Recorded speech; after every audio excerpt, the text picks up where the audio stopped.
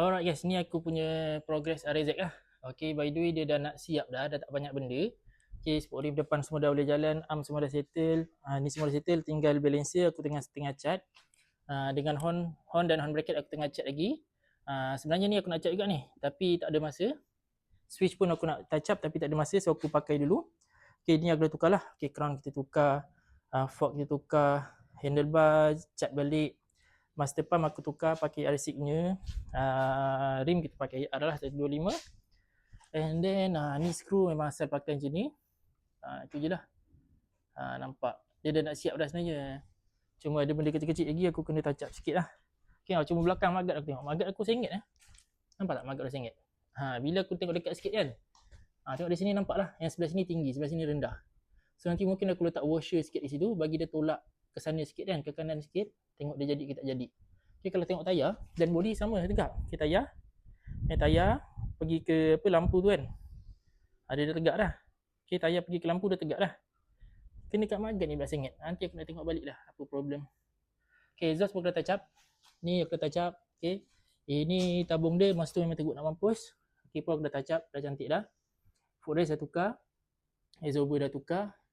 Apa lagi itulah, tak ada apa sangat lah. Ni pun aku nak tukar ni, kickstart tak tukar lagi. Kickstart dah ada dah beli, tak tukar lagi. Okay, so casing kita dah cat, dah cat balik dah baru. Yang tulisan ni kita buat pakai marker je, ada pin marker tu. Pakai tu senang, kita pin marker, lepas tu kita clear. Dah ngam, dah cantik dah ni. Okay, footrest pun dah cat baru. Bateri dah tukar, aku pakai bateri Type X. Dah try horn dah, horn hidup. Cuma horn aku tengah cat, tunggu dulu. Cuma carburetor tak settle lagi lah. Carburetor tak settle lagi. Aku nak adjust carburetor dengan dia punya stock cock ni. Nanti nak try. Ni mungkin aku nak besar sikit dalam tu. Tengoklah dalam dia punya palang tengah tu aku potong sikit ke, tengok macam mana nanti, bagi minyak laju sikit. Lepas tu aku punya pump tuti pun aku nak check juga. Pump tuti tu dia macam tak laju tuti dia. Aku tengok balik nanti. Okay, servis balik. Itu babak bensin nanti dulu lah. Yang penting luar dulu. Okay, orang kata kosmetik dia, luar dia dulu. Ni fork dah tukar dah, fork. Calor ke ni? Baik, baru tukar dah calor dah. Tak apa dah. Sikit lah. Pasal pun minyak gamat hilang dia. Okay, so basically kosmetik ni yang luar semua dah settle lah. Tinggal touch up sikit saja. Alright, ni pun aku tukar ni. Dia punya lever gini aku tukar juga dah. Kick arm aku pakai Hypertech tu. So kalau korang nak tengok macam mana hasil bila dah siap semua nanti, korang tunggulah. Okay, by the way cover set pun aku nak tukar, aku tak akan pakai cover set ni dah.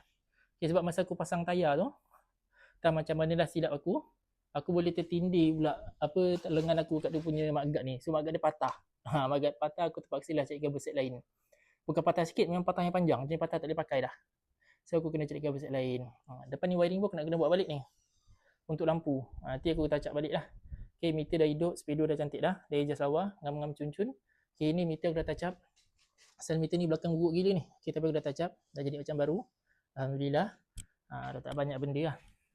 Alright, so kalau korang nak tengok macam mana hasil dia bila benda ni dah siap, korang follow aku lah. Okay, boleh follow kat TikTok aku, boleh follow kat aku punya channel YouTube. Okay, nanti aku payung kat korang macam mana hasil dia.